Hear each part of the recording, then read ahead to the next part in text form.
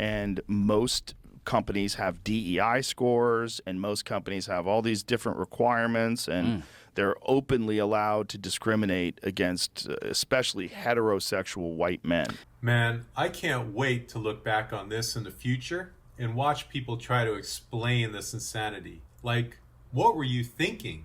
I may know one or two things about that. Yeah, there was a thing that Elon tweeted, I think today or yesterday, in response to one of these things at Disney, where one of the guys at Disney like openly said, I would never hire a straight white man. Yes, that was Michael O'Keefe. He did a whole hidden camera sting operation, catching a vice president at Disney admitting that on camera. I have a whole video about it on my channel. You should check it out. Like, what? I have that on tape. You know, I have a lawsuit. Well, that's why I'm bringing this up. Yeah. I mean, so you and I talked about it in the green room, and tell your story. Like, tell what happened and how this fest. Yeah. It's quite a long story. I mean, when I started comedy I've been doing it 20 years. So I've been on TV shows, guest stars, co-stars. You never really heard, that's too many white guys, or, it's getting a little too white. And then I remember, like, at comedy clubs, you just start to hear people say, there's too many white guys, too many fucking white guys. And then it became quite popular to just start to say, there's too many of you guys. So what do? We got to get rid of them. The first time it happened to me, I was invited to do a podcast. So a woman, she was a lesbian. She wanted me to come on and tell the story of being raised by gay men. She goes, I think this will be good to bridge our two fan bases so people can hear it from a straight guy's point of view of what it's like to kind of grow up around, I grew up in gay bars and piano bars and drag shows, and I'm kind of the long-term study for what it does to you. It fucks you up.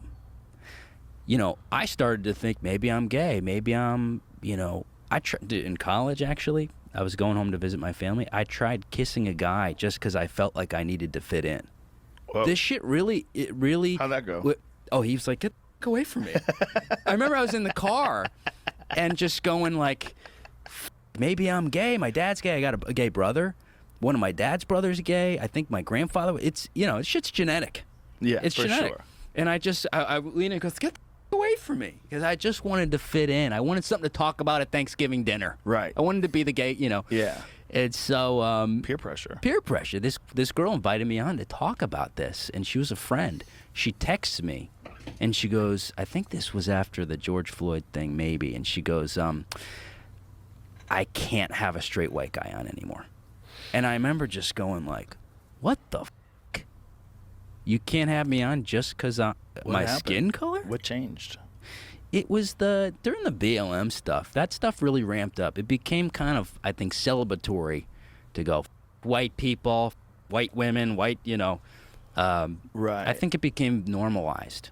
Way too, any amount is too much, but it became celebrated in a way. This is why I never supported BLM, even for a second, because I saw through it from day one. I knew instinctively what it really was, a way to crap all over an entire race of people, a license to be a racist.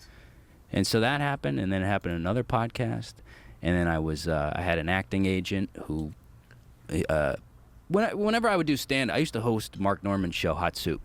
And all the agents would come, and every couple months, someone would go, why aren't you on SNL? We got to get you in Hollywood. And I'd go, well, sure, sign me. Send me. You need auditions.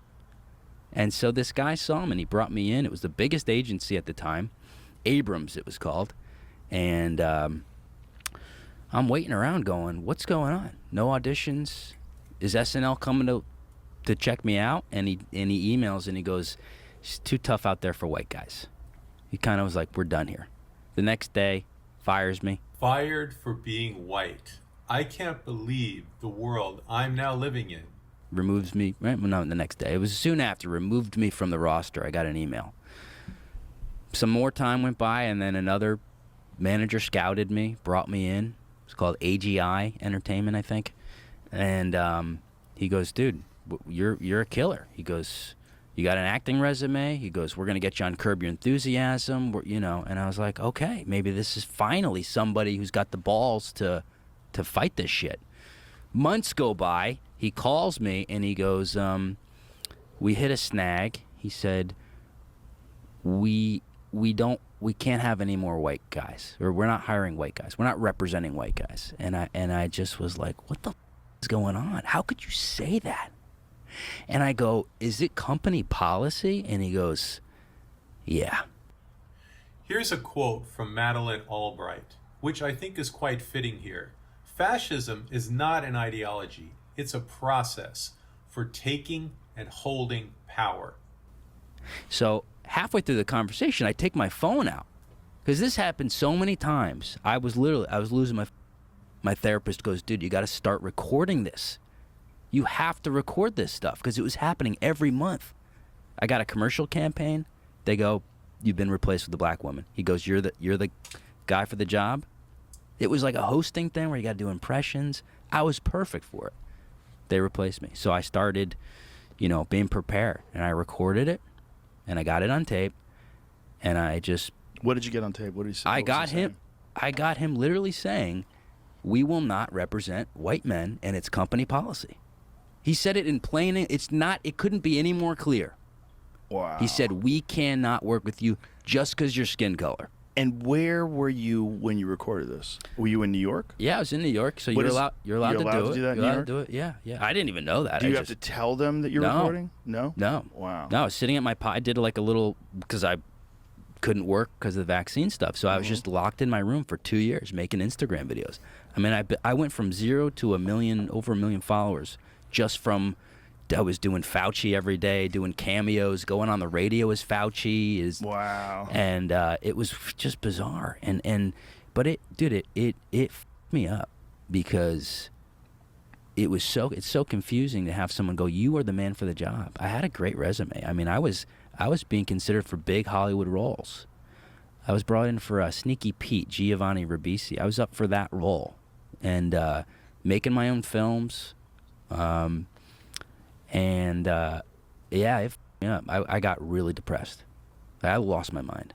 And so when you recorded this on tape, what happened after you recorded it on tape?